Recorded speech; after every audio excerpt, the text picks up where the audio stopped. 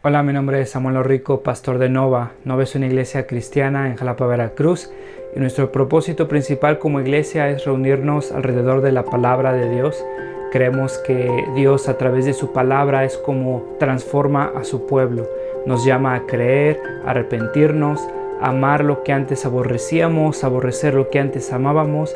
Y entonces, antes de empezar con esta prédica, déjame recordarte un par de cosas. El propósito principal para subir estas predicaciones en línea es para aquellos comprometidos con una iglesia local que no pudieron asistir por cualquier razón a su iglesia este domingo. Estas predicaciones son un recurso para nosotros, para poder crecer, para poder escuchar la palabra de Dios. Sin embargo, creemos que un cristiano no puede existir sin una iglesia. Creemos que el contexto bíblico en el cual el cristiano crece y se sustenta como cristiano por la gracia de Dios es a través de su iglesia local, sometiéndose a un liderazgo local, amándose unos a otros, sirviéndose unos a otros, perdonándose unos a otros. Un cristiano no puede vivir su vida cristiana simplemente consumiendo predicaciones en una pantalla de su televisión, de su computadora. Entonces te animamos a comprometerte con una iglesia local. Si no pudiste asistir a una iglesia este domingo, nos da gusto que estés viendo este video. Disfrútalo, nuestra oración es que te sea de bendición. Sin embargo, si no te has comprometido con una iglesia local, mi oración es que puedas comprender que el amor de Dios se refleja en medio de su pueblo, mostrándose en la iglesia local. Nuestra oración es que Dios siga transformando nuestro país, que el Evangelio siga siendo proclamado, que la sana doctrina siga expandiéndose en nuestras iglesias y cada vez más cristianos podamos adorar a ese Dios soberano que nos ha mostrado su gracia a través de Cristo a pesar de lo que somos. Algunos de ustedes estarán, los más jóvenes, ya tal vez saliste de la universidad, estarás buscando trabajo. Los que ya son más veteranos, creo que todos nos damos una idea de que muchas veces hay requisitos laborales muy difíciles. Tal vez si empiezas a trabajar y el requisito es 15 años de experiencia, va a ser muy difícil encontrar un trabajo. Hace algunos días, una compañía muy grande de marketing, de outsourcing o de personas que contratan para después darles trabajo. Se hizo famosa esta compañía porque estaba contratando, era una compañía muy importante y todos querían trabajar ahí en el país. Esta compañía estaba buscando un community manager, ¿sabes? Los que están ahí administrando cuentas de redes sociales. Y cuando salió el anuncio de trabajo, pues todos los jóvenes estaban emocionados porque si alcanzabas a tener una posición en esta compañía, pues bueno, se te abrían muchísimas posibilidades. El problema es que esta compañía requería 10 años de experiencia de TikTok. Y sabes, lo que se hizo viral, lo que se hizo famoso, es que TikTok solo tiene 8 años de existencia. No sabemos si fue broma, no sabemos si fue error, pero muchas personas quedaron desilusionadas porque era un requisito imposible de conseguir.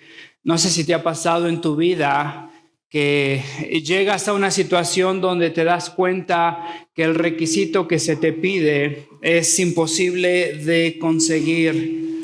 Te diría que este pasaje no es muy diferente porque vamos a ver el llamado de los discípulos y vamos a ver la conducta de los discípulos. El llamado de los discípulos, la conducta de los discípulos. Y la conducta de los discípulos, Jesús nos dice que si lo han de seguir, han de ser pobres, hambrientos, quebrantados y rechazados. Ahora, hermano, ¿cómo te sientes esta mañana? ¿Quieres llegar a ser pobre, hambriento? ¿Quieres llegar a ser quebrantado? ¿Quieres llegar a ser rechazado? Llegamos a una etapa en el ministerio de Jesús donde la oposición se ha intensificado. ¿Te acuerdas que Jesús va y les enseña lo que significa el Sabbat, el día del reposo? Los religiosos lo tratan de asesinar, lo tratan de matar. Ahora llegan muchísima gente que lo empieza a seguir. Y Jesús no sabe si esta gente ha de apresarlo, si esta gente lo ha de seguir. Fíjate en el versículo 12, quiero que veas el primer punto conmigo, el llamado de los discípulos. Versículo 12, por aquel tiempo se fue Jesús a la montaña a orar y pasó toda la noche en oración a Dios. Quiero que te des cuenta de la solemnidad, de la seriedad de este momento en la vida de Jesús. Él sabe a lo que ha venido, ¿no es cierto? Él sabe cuál es su ministerio. Y llegó un punto en su ministerio, en su vida, donde ha de tomar decisiones importantes que han de repercutir en la existencia de todo su pueblo. Jesús ahora, como Dios encarnado, está tomando decisiones que han de ser el fundamento de su iglesia. ¿Qué es la misión principal por la cual Él ha venido? A rescatar un pueblo, ¿no es cierto? No ha venido principalmente a hacer milagros, a sanar, a que la gente esté asombrada por su poder. Ha venido a proclamar la misericordia de Dios y para eso ha de levantar un pueblo. Y llega un momento en donde ha de elegir a sus discípulos. Y fíjate, por aquel tiempo se fue Jesús a la montaña a orar y pasó toda la noche en oración. Sabes, hay otra ocasión donde Jesús se pasa orando toda la noche. ¿Te acuerdas? Lucas 22 en el Monte de los Olivos, cuando Jesús sabe que ha de ser crucificado el siguiente día. Y Jesús toma un tiempo entonces en oración una vez más para clamar a su Padre. En esta ocasión habría de elegir a sus discípulos. Y sabes, este tiempo de oración, esta solemnidad, esta seriedad, este ayuno, ¿te acuerdas cómo lo habíamos entendido?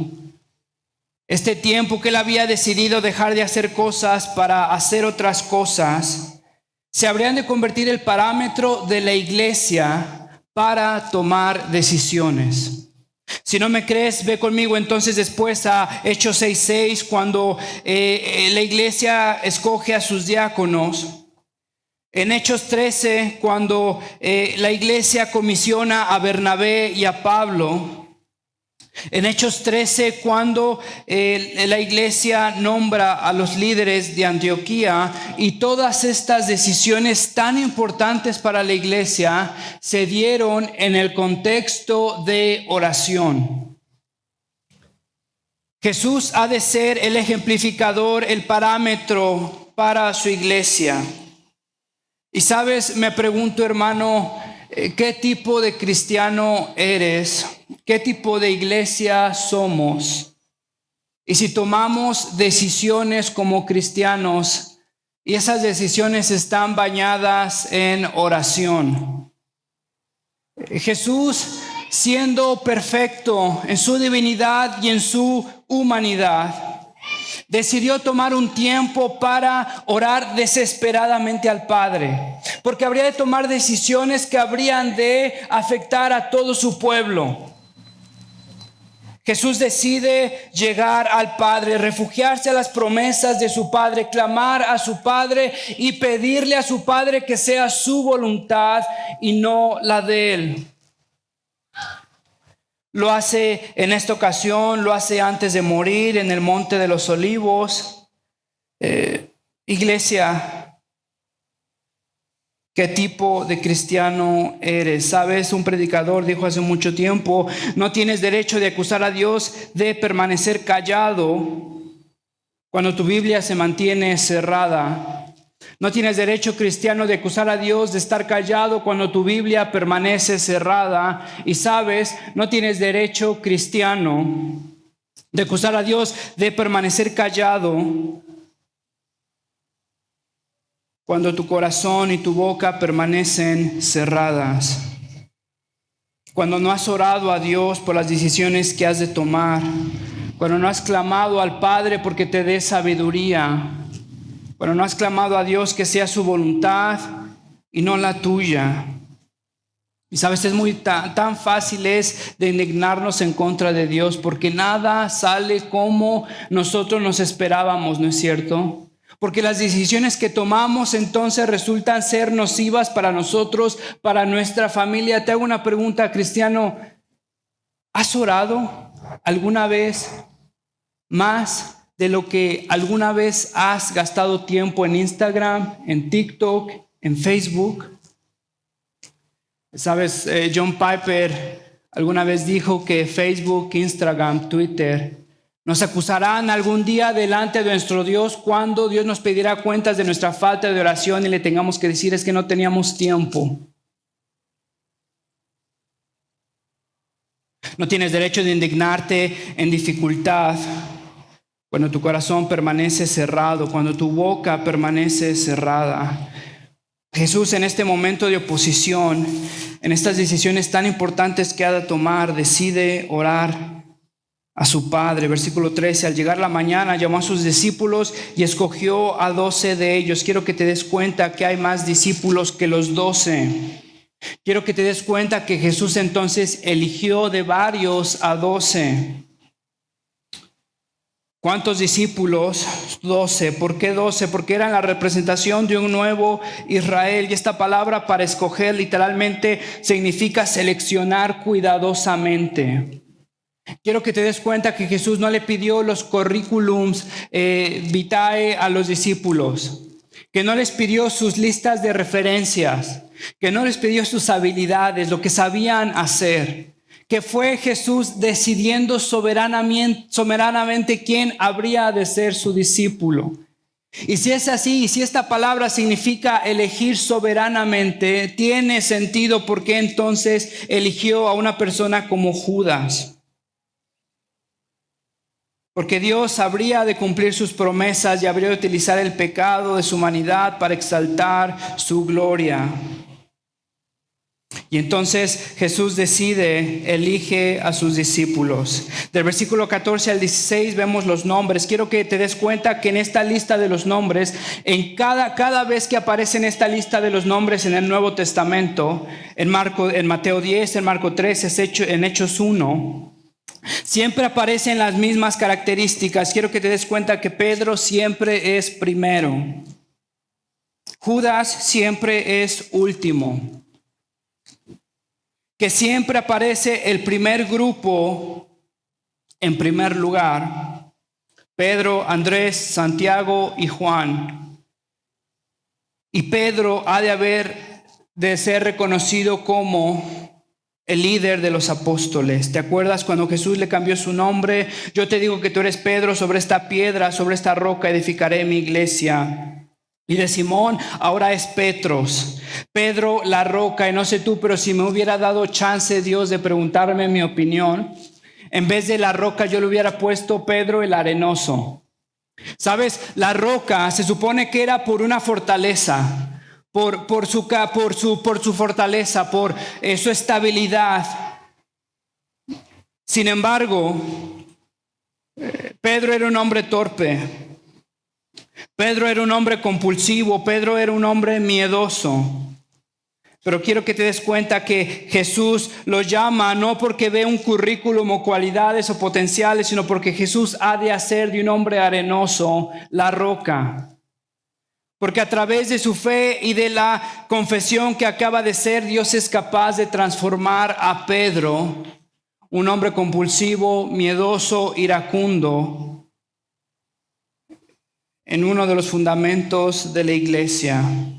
Vemos a Pedro, vemos a Santiago y Juan, vemos que son hijos de Zebedeo. Si vas después a Juan 19, Mateo 27, Marcos 15, te darás cuenta que son primos de Jesús. Salomé es hermana de María. ¿Te acuerdas cómo son llamados este Juan y este Santiago, hijos del trueno? ¿Te acuerdas cuando su mamá, y esto quedará en la historia por siempre, imagínate la vergüenza que han de sentir, quedará en la historia por siempre, cuando su mamá tuvo que hablar con Jesús para que ellos, sus hijos, sus quechuchinos, sus consentidos, sus bebés, se sentaran en primer lugar junto con Jesús? Cuando los discípulos se enojaron con ellos porque tuvieron que mandar a su mamá, o no sé si su mamá lo hizo sin su consentimiento, pero los discípulos se terminaron enojando con ellos porque su mamá le tuvo que pedir a Jesús que les hiciera el favor de sentarse en primer lugar junto con ellos. Son Santiago y Juan, hijos del trueno, ¿te acuerdas? En Lucas, capítulo 9, versículo 54, cuando sus discípulos son rechazados después de predicar el evangelio en esa ciudad, Santiago y Juan le sugieren a Jesús la idea, la cristiana idea, la idea tan espiritual, tan paciente de mandar fuego a todos para que se quemen y nos olvidamos del problema. Es este Juan que le sugirió a Jesús que caiga fuego del cielo para destruir a todos, que después escribe en 1 de Juan capítulo 3 versículo 11, este es el mensaje que han oído desde el principio, que nos amemos unos a otros. Es un Pedro que ha de ser un hombre impulsivo, débil, miedoso, el fundamento de la iglesia, ahora un hombre iracundo, ha de escribir y ha de ser conocido como el apóstol del amor. De Felipe, de Bartolomé, de Santiago, hijo de Alfeo, de Judas, hijo de Santiago, no sabemos mucho. De Mateo sabemos que su corazón fue transformado de amar a las riquezas y de explotar a los demás. Fue transformado para dejar todo y seguir a su Señor. De Tomás se le conoce como Tomás el incrédulo, ¿te acuerdas? Y este hombre me hace reír, cada vez que lo encuentro me hace reír y me gustaría después en gloria platicar con él. Creo que es un hombre que me haría reír, que lo entendería. Fíjate lo que pasa con este Tomás el incrédulo. En Juan capítulo 11 versículo 16, cuando Jesús va a resucitar a Lázaro, ¿te acuerdas que Jesús va a una ciudad donde acaba de ser rechazado, acaba de ser perseguido? Le dice a sus discípulos, no hay de otra, voy a ver a Lázaro porque tengo que hacerlo, esa es mi misión. Tomás, siempre cínico, siempre incrédulo, vayamos también nosotros para morir con él. Qué poca fe en el Señor, ¿no es cierto?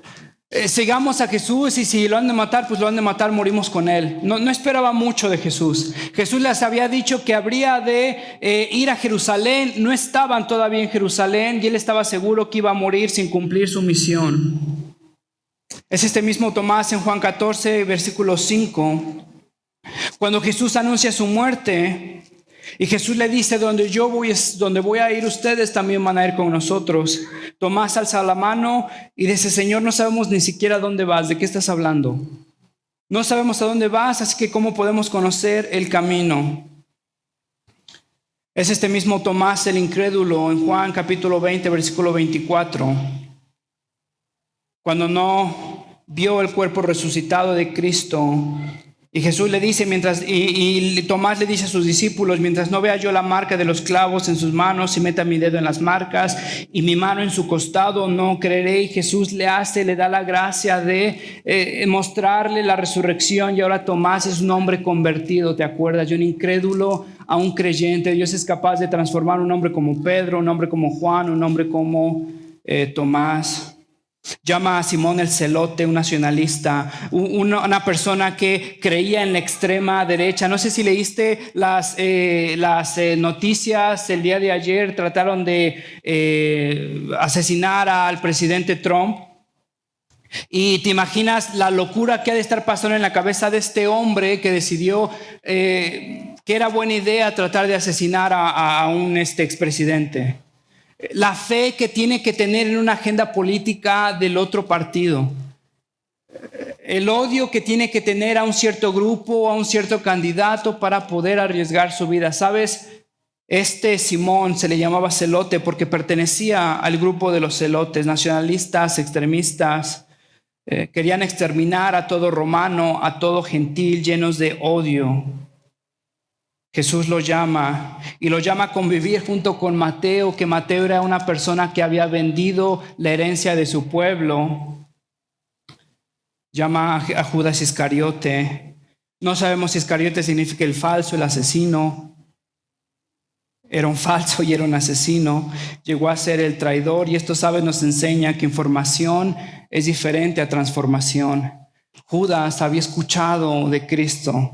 Judas había visto a Jesús. Judas había tocado a Cristo. Información no es lo mismo que transformación. Emociones no son lo mismo que convicciones. Y odio al mundo no es lo mismo que amar a Dios.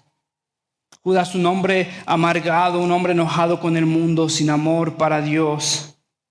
Y sabes, todo esto nos enseña que Jesús une a personas, a pecadores, a recaudadores de impuestos, a nacionalistas, escépticos, a traidores, y llega a formar un grupo y lo llama a su pueblo, donde lo más importante es Jesús. No son tus preferencias. No es tu trasfondo económico, no es tu trasfondo social, no es aquello que atesoras más cuando nadie te ve, es todo acerca de Jesús. Y Jesús es capaz de unificar a un grupo y lo llamará a su pueblo. Y nos enseña que es capaz de transformar sus corazones. Y es el llamado de los discípulos. Quiero que te des cuenta, entonces ahora Jesús los ha de llamar y les ha de dar la conducta que espera de sus discípulos. Versículos 17 y 19, vemos que hay un montón de discípulos, y quiero que pongas atención en esto, porque este es el contexto de las beatitudes. Este es el contexto del Sermón del Monte, que lo vemos en Mateo 6, lo vemos en Lucas 6. Quiero que te des cuenta que el contexto del cual Jesús ha de entregar este mensaje es para sus discípulos. Había muchísimos discípulos, mucha gente en Judea, Jerusalén, Tiro y Sidón. Había apóstoles, ya los había llamado, había discípulos, y había gente que simplemente estaba interesada en Jesús, que le parecía una persona interesante, que estaba interesado en su poder, cómo había hecho esto, había escuchado de lo que hizo con esta persona, con su mano atrofiada, cómo fue que lo hizo, a ver si lo puede hacer otra vez. Yo traigo aquí a esta persona, yo tengo mi mano atrofiada. No solamente eran discípulos, no solamente eran apóstoles, era también gente que simplemente estaba interesada en Jesús. Ahora Jesús, en este mensaje del Sermón del Monte, le va a decir a toda la gente que para seguirlo, tu corazón debe de ir más allá que interés en milagros, que interés en un curandero, que interés en un genio de lámpara. Quiero que te des cuenta que ahora Jesús le ha de dar el código moral de conducta a sus discípulos. Y sabes, quiero que te des cuenta que como tan imposible es que una persona que está a punto de entrar a trabajar tenga 15 años de experiencia laboral, quiero que te des cuenta que lo que hace Jesús no es muy diferente, porque le ha de pedir a Pedro el arenoso que sea piedra, le ha de pedir a un montón de personas orgullosas que se empobrezcan. Y sabes, vas a ver al final que lo que pasa es que Jesús nos promete lo que ha de hacer con su pueblo. Quiero que veas esto conmigo. Jesús dice que para seguirlo necesitamos ser pobres. Fíjate, versículo 20. Él entonces dirigió la mirada a sus discípulos y dijo: dichosos ustedes los pobres, porque el reino de Dios les pertenece. Esta palabra dichoso, contentísimo, felicísimo, es la primera palabra que aparece en el Sermón del Monte y es un contexto de gracia. Sus discípulos, su pueblo está destinado a bendición. Es lo primero que dice, son dichosos. La Biblia de las Américas dice bienaventurados. Aquellas personas que experimentan el gozo de Dios. Sabes, somos muy ligeros en utilizar, te diría, lenguaje cristiano. Y no sabemos muchas veces lo que significa ser bendecido. En el Nuevo Testamento, en el Antiguo Testamento, esta palabra tenía un significado específico. Y lo que significaba es que esta persona había experimentado el gozo de Dios. Siempre que se utiliza en el Antiguo y en el Nuevo Testamento, significa que esta persona ha experimentado el gozo de Dios. Ahora quiero que te des cuenta de esto, que aquella persona que es bendito, aquella persona que es feliz, aquella persona que es bienaventurada, es porque ha experimentado a Dios. no porque ha experimentado algo que Dios le da. Siempre se ha de referir a una persona, nunca a una cosa. No hay en el Antiguo Testamento ni en el Nuevo Testamento la idea de que una cosa sea bienaventurada. Siempre es el pueblo de Dios, y el pueblo de Dios ha de ser bienaventurado cuando experimenta a Dios. Ahora quiero que te des cuenta que entonces Jesús dice: bienaventurados son ustedes los pobres.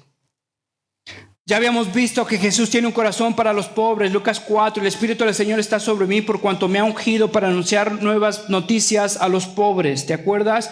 Va a la sinagoga y entonces abre el pergamino y entonces les dice: yo soy el cumplimiento de Isaías 61. Yo vengo a anunciarle noticias, buenas noticias, el evangelio a los pobres. Jesús viene a predicarle el evangelio a los pobres. Quiero que te des cuenta de esto. Jesús no viene a predicarle el evangelio a los ricos. Es tan fácil lo que dice Lucas, ¿no es cierto? Vengo a predicarle el evangelio a los pobres. Es interesante que Lucas pone a los ricos en una luz negativa. La parábola del insensato, ¿te acuerdas? Que se va a dormir, le piden cuentas y no tiene nada que entregar. La parábola del hombre en el infierno, ¿te acuerdas? Que menosprecia al pobre, no le da ni siquiera agua y ahora está ahí en el infierno y está atorado y le dice: mándame al pobre, pero le dice: ya es demasiado tarde. Cada vez que Lucas habla del pobre, lo pone en una luz negativa. Fíjate lo que dice Lucas 18:24. Está hablando Jesús y le dice a sus discípulos: qué difícil es para los ricos entrar en el reino de Dios. ¿Te acuerdas del contexto? Llega un rico, le dice: Señor, ¿qué tengo que hacer para entrar al reino de Dios? Si yo tengo que hacer, ya hice todo. Jesús ve su corazón y le dice: bueno, deshazte de tus riquezas. Y este hombre se va entristecido. Se voltea con sus discípulos y le dice: qué difícil es para los ricos entrar en el reino de Dios. En realidad, le resulta más fácil a un camello pasar por el ojo de una aguja que a un rico entrar en el reino de Dios. Ahora, esto lo leemos tantas veces, lo leemos tantas veces que nos perdemos incluso el humor o lo que significa lo que está Jesús diciendo. Es más fácil que entre un camello por el ojo de una aguja. Es más fácil que entre un rico en el reino de los cielos. Y sabes, después los discípulos le dicen: híjole, pero está entonces muy difícil esto, ¿no? Está muy gacho. Y Jesús dice: bueno, lo que es imposible para el hombre es posible para Dios. Y sabes, entonces vemos que es posible para Dios. Vemos a Zaqueo, ¿te acuerdas? Lucas 19, Zaqueo deja todo para seguir a Dios. Vemos a Mateo. Vemos al centurión, Lucas 7. Vemos a José de Arimatea. Sin embargo, quiero que te des cuenta que son la excepción de lo que Lucas y Jesús nos están diciendo. Y como el salmista, ¿te acuerdas que ora? Señor, no me des demasiado que me olvide de ti. ¿Sabes lo que es la realidad de las riquezas? Es que nos hacen confiar en nosotros mismos. Y perdemos el sentido de lo que Jesús nos ha dicho. Es más fácil que entre un camello en el ojo de una aguja que un rico en el reino de Dios. Y sabes, muchas veces te confieso, anhelo ser rico, fantaseo con ser rico. Me imagino, a veces me voy a dormir, me imagino que, híjole, tal vez no había cambio en Chedraui y me tuvieron que dar uno de esos de los boletos esos para raspar, híjole, y me gano 10 millones, híjole. ¿Qué haría con 10 millones? No, en serio, tengo mi lista preparada, la tengo. Confío demasiado en mí, en mi sabiduría, en que voy a poder incluso usar ese dinero como Dios le agrada. Y sabes, eso revela una vez más que confío más en un boleto, en la suerte, que en la providencia, en la soberanía, en el cuidado de Dios. Fíjate, un comentarista, Jelish, fíjate lo que dice: los pobres. En el Antiguo Testamento, los pobres se referían a aquellos en necesidad desesperada cuyo desamparo los llevó a una relación de dependencia con Dios para el suministro de sus necesidades y su reivindicación. no solamente para el suministro de sus necesidades, sino de su reivindicación. Y entonces Lucas nos está diciendo que el pobre es aquel que tiene el reino de Dios, pobre delante de Dios. Y sabes, si nos enseña algo Mateo, si nos enseña algo el centurión, si nos enseña algo el Zaqueo, si nos enseña algo José de Arimatea, es que pobreza va más allá de carencia de recursos. ¿Has conocido a un pobre que es orgulloso? ¿Has conocido a un pobre que está amargado y que dice, es que no me lo merezco? ¿Has conocido a un pobre, a una persona que vive en necesidad y que ve a otra persona con superioridad porque él no se merece estar así, pero esa persona sí se lo merece? ¿Has visto pobres amargados, orgullosos? Fíjate, algo interesante es que Mateo, en el Sermón del Monte, y va más allá, dice, dichosos los pobres de espíritu. Y va más allá de carencia de recursos, va más allá de un corazón, va a un corazón necesitado. Va a un corazón que es independiente de sus posesiones, que confía en Dios para su provisión. Y fíjate, la promesa es en pobreza. Benditos, bienaventurados, dichosos ustedes los pobres, porque el reino de Dios les pertenece ahora mismo. Estén presente, en verbo presente. No dice porque les va a pertenecer el reino de Dios, porque les pertenece ya ahora mismo. Y esa esperanza fortalece al pobre de corazón en su sufrimiento. Versículo 24, pero hay de ustedes los ricos porque ya han recibido su consuelo. Ese pobre orgulloso, actitud de autosuficiencia. Fíjate, vamos al segundo, hambrientos. Si has de seguir a Jesús, has de ser hambriento, no saciado. Versículo 21, dichosos ustedes que ahora pasan hambre porque serán saciados. Date cuenta otra vez en el verbo presente, ahora pasan hambre, es una necesidad presente. Es la promesa de un gozo presente. Dichosos ustedes que ahora pasan hambre. Dichosos cuando ahora son dichosos porque ahora pasan hambre. Hace contraste con la promesa futura porque serán saciados. Es una necesidad presente, es una bendición presente con una recompensa futura. Serán saciados. ¿Y cómo es que el hambriento será saciado? ¿Cómo es que el hambriento será saciado? ¿Sabes? Será saciado de su presencia. Fíjate, Isaías 25:6, Isaías 49, habla de que Dios y su reino han de saciar al hambriento con su presencia. Y para esto sé que muchos de nuestros corazones están como guau, como qué decepción. ¿Estás diciendo que los hambrientos serán saciados de su presencia? ¿No te parece anticlimático? ¿No te parece como que estábamos esperando ahí un cevichito, no sé, algo mejor? Fíjate la promesa que Dios le da. Dichosos ustedes que ahora pasan hambre porque serán saciados. Mateo 5:6, dichosos los que tienen hambre y sed de justicia porque serán saciados. ¿Serán saciados de qué? De la justicia de Dios. ¿Serán hambrientos de qué? De la justicia de Dios. Serán hambrientos de la justicia de Dios interna, externa. Fíjate lo que dice otro comentarista. Los hambrientos son hombres y mujeres. Pon atención en esto, que tanto exterior como interiormente son dolorosamente deficientes en las cosas esenciales para la vida, tal como Dios quiso que fuera. Cristiano, has experimentado esa hambre, ese sentimiento de no estar saciado. Has experimentado dolorosamente las deficiencias de las cosas esenciales para la vida tal como Dios quiso que fueran. Internamente, externamente, y que como no pueden ayudarse a sí mismos, se vuelven a Dios sobre la base de su promesa. ¿Qué promesa? Benditos aquellos los hambrientos, esos hombres, y solo ellos encuentran la ayuda de Dios en Jesús.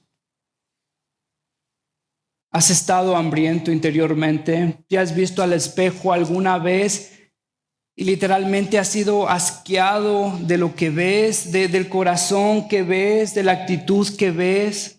del falso arrepentimiento que dices tener, de las mentiras que eres capaz de decir, de las decisiones que has tomado, de un corazón endurecido. ¿Has visto la hambruna de tu corazón, la necesidad desesperada y dolorosa de tu condición? ¿Has visto alguna vez, has orado, Señor, ¿hasta cuándo? Ya llévame. En verdad va a ser así todo el tiempo. Mi corazón ha de estar luchando con esto. He de estar fracasando tanto con esto. He de estar lastimando a las personas así. Voy a estar viviendo con esto hasta que me lleves. ¿Has experimentado esa hambruna, cristiano? Son dolorosamente deficientes en las cosas esenciales para la vida, tal como Dios quiso que fueran. Son hambrientos interiormente. Y en su necesidad y en su hambre se vuelven a Dios sobre la base de su promesa. Esos hombres son aquellos que encuentran la ayuda de Dios en Jesús. ¿Sabe? Lutero alguna vez dijo, cuando nuestro Señor Jesucristo dijo, arrepiéntanse, quiso que toda la vida de los creyentes fuera una vida de arrepentimiento, de hambre y sed de justicia exterior. Ya no queremos ver tanta corrupción, ya no queremos ver tantas malas decisiones en nuestro país. De justicia interior, Señor, ya no quiero ver tanta corrupción en mi corazón. Sabes, entre más maduro, te diría, más hambriado, más necesitado. Entre más maduro como cristiano, no es que vas a dejar de necesitar la gracia de Cristo. Es que vas a ver el tipo de hambre que tienes en todos los aspectos de tu vida, de tu corazón. Sabes, entre más maduro, más quebrantado, más hambriado, te das cuenta que tu problema no es la edad, porque llegas a cumplir otro año y sigues luchando con lo mismo. Tu problema no son las circunstancias, porque has estado en esta circunstancia, y sigues luchando con lo mismo. Tu problema no es el contexto, porque Dios te ha cambiado de contexto, si te ha cambiado de lugares y te ha dado más, te ha dado menos, sin embargo tu corazón sigue luchando con lo mismo. En tu incapacidad, en tu hambre, llegas a aferrarte a Dios. Dichosos, si lo podríamos parafrasear, los que reconocen su necesidad y dependen de Dios. Versículo 25, pero hay de ustedes los que ahora están saciados, porque sabrán lo que es pasar hambre. Esos satisfechos que piensan que no necesitan de Dios, ni necesitan a nadie. Cuando ven tal vez al pobre en la calle, ellos no necesitan absolutamente nada porque lo tienen todo. Son mejores que ellos. Y ellos no están ahí con el pobre porque ellos son mejores personas. Tal vez han tomado mejores decisiones. Están satisfechos consigo mismos, con su progreso espiritual. ¿Has conocido a un cristiano que ha sido satisfecho, que ha estado satisfecho con su progreso espiritual? A un cristiano que se dice ser maduro y está satisfecho porque tal vez ya hizo todo el checklist. Muéstrame un cristiano así, te muestro un cristiano que es satisfecho consigo mismo, con su propia justicia, que no ha experimentado el hambre espiritual. El discípulo ha de ser pobre, ha de tener hambre, ha de estar quebrantado. Versículo 21, dichosos ustedes que ahora lloran, porque luego habrán de reír. ¿Por qué lloran estas personas? Por la injusticia de ver el pueblo de Dios perseguido, de ver al pueblo de Dios rechazado, de ver el pecado aparentemente reinar en el mundo. Y este ha sido el consuelo y la esperanza del pueblo de Dios desde el Antiguo Testamento. Fíjate, el salmista dice, Salmo 126, estaban viviendo su persecución, sufrimiento, hambre y confían en la providencia de Dios. Cuando el Señor hizo volver a Sion, ni siquiera habían vuelto a Sion y estaban imaginándose en Sion. Cuando el pueblo hizo volver a Sion a los cautivos, nos parecía estar soñando. Entonces nuestra boca se llenó de risas, nuestra lengua de canciones jubilosas. Hasta los pobres, hasta los otros pueblos decían, el Señor ha hecho grandes cosas por ellos. Sí, el Señor ha hecho grandes cosas por nosotros y eso nos llena de alegría. ¿Sabes? Si después quieres ir al Salmo 126 o quieres ir a los salmos de lamento, te darás cuenta que el pueblo de Dios en ese momento ni siquiera tenía casas. Estaban siendo perseguidos y le oran a Dios: Señor, ¿hasta cuándo? ¿Hasta cuándo vas a hacer justicia? ¿Hasta cuándo el pecador nos ha de seguir? ¿Hasta cuándo el pecado ha de reinar? Y sin embargo, cada salmo termina con esta esperanza: que el Señor ha de reinar, que el Señor ha de alentar a los quebrantados. Isaías 60, Isaías 61, Isaías 65, Isaías 66, Jeremías 31. Es el consuelo de Dios en el sufrimiento. Es lo que vemos en Apocalipsis. ¿Te acuerdas? Apocalipsis 21, versículo 4. Él enjugará toda lágrima de los ojos. Ya no habrá muerte, ni llanto, tampoco lamento, ni dolor, porque las primeras cosas han dejado de existir. Dichosos ustedes que ahora lloran. Ahora lloras por tu situación espiritual, por tu corazón, por tus pecados, por las decisiones que has tomado, por lo que eres delante de Dios. Dichosos ahora que lloran, porque luego han de reír, porque Él enjugará toda lágrima de los ojos. Pero hay de ustedes los que ahora ríen, porque sufrirán y llorarán. Déjame terminar con el último punto. Si vas a seguir a Jesús, vas a ser odiado. Versículo 22, dichosos serán ustedes cuando los odien, cuando los discriminen, los insulten y los desprestigien por causa del Hijo del Hombre. Quiero que pongas atención en esto. Y esto puede ser que cambie radicalmente el paradigma de tu cristianismo. Mi oración es que así lo haga. Pon atención en esto. Fíjate lo que dice: dichosos serán ustedes cuando los odien. Quiero que te des cuenta que hay una diferencia entre un condicional y un adverbio de tiempo. No está diciendo dichosos ustedes si es que los odian. ¿Te das cuenta cómo cambia el significado? Te está dando una promesa. Te está asegurando algo. Y te está asegurando que vas a ser odiado. Dichosos serán ustedes cuando, no si los odian. Serán dichosos cuando los odien. No solo eso, cuando los discriminen, los insulten y los desprestigien. Ahora, puedes ser odiado por muchas cosas. Tal vez eres el más neurótico de los vecinos. Puede ser. De eso no está hablando Jesús. Tal vez te discriminan. ¿Por qué? Tal vez porque discriminas a los demás. De eso no está hablando Jesús. Tal vez te insultan. ¿Por qué? Porque eres muy mal hablado. De eso no está hablando Jesús. Fíjate lo que dice: los desprestigien por causa de mi nombre. Date cuenta que nos está dando la causa de esa persecución, de ese sufrimiento, y nos está dando una promesa. Si vamos a vivir, si vamos a seguir a Cristo, vamos a ser odiados, vamos a ser perseguidos. Fíjate, 2 Timoteo capítulo 3, versículo 12. 2 Timoteo 3, capítulo 12. Asimismo, habla Pablo a la iglesia: asimismo serán perseguidos todos los que quieran llevar una vida piadosa en Cristo Jesús. Ahí está otra promesa para que salgas del domingo animado, echándole ganas. Asimismo serán perseguidos todos los que quieran llevar una vida piadosa en Cristo Jesús. Si no me crees, fíjate lo que dice Jesús. Juan capítulo 16, versículo 36. ¿Te acuerdas? Es su último mensaje, las últimas palabras que le está dando a sus discípulos antes de ser crucificado. Yo les he dicho estas cosas para que en mí hallen paz. En este mundo afrontarán aflicciones. Fíjate lo que está diciendo. Sí, no está diciendo sí van a enfrentar aflicciones.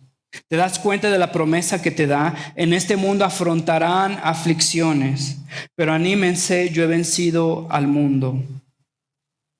La promesa fue cumplida rápidamente en Hechos, cuando la iglesia fue perseguida, en Hechos 3, 4, capítulo 7, versículo 21. Ahora quiero que te des cuenta de algo. ¿Sabes? El cristianismo no es la promesa de que vas a tener una vida sin sufrimiento. ¿Sabes? No sé quién te predicó eso. y no sé por qué lo creíste. Pero el cristianismo no es la promesa de una vida sin sufrimiento.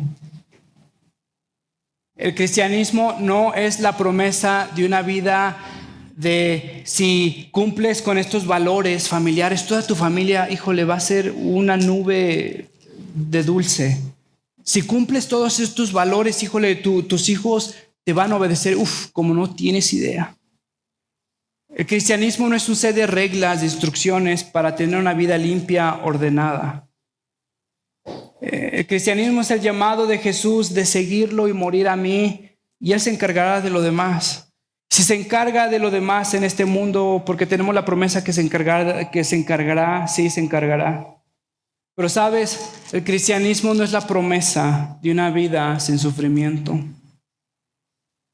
El cristianismo nos da la esperanza para afrontar el sufrimiento.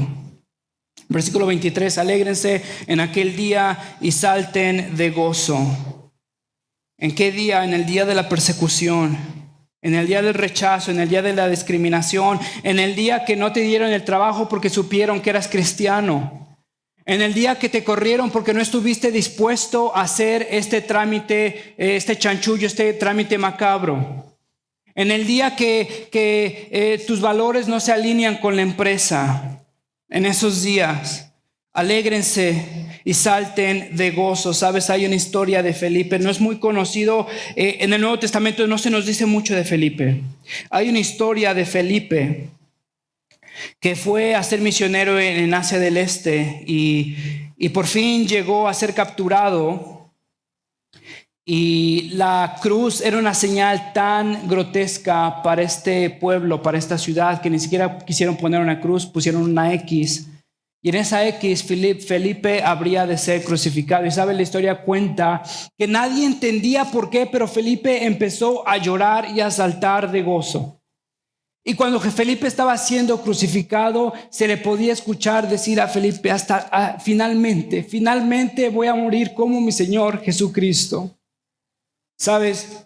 Es el llamado del cristiano de afrontar el sufrimiento, de afrontar lo que venga en tu vida. Si Dios me ha dicho que es por aquí y lo que venga. No estoy dispuesto a comprometer mis convicciones, porque sentimientos no son convicciones. Dios me ha dado una promesa y Dios la ha de cumplir, y sabemos que es por aquí. Y en medio de necesidades, en medio de frustraciones, en medio de dolores, en medio de lo que te imagines, el cristianismo no es la promesa que Dios te ha de dar una vida sin sufrimiento. Te ha de fortalecer en medio del sufrimiento, y como Felipe, afrontando el sufrimiento con gozo, porque Dios nos los ha prometido, ¿no es cierto? Alégrense en aquel día y salten de gozo. Señor, qué bendición que me hace sufrir esto.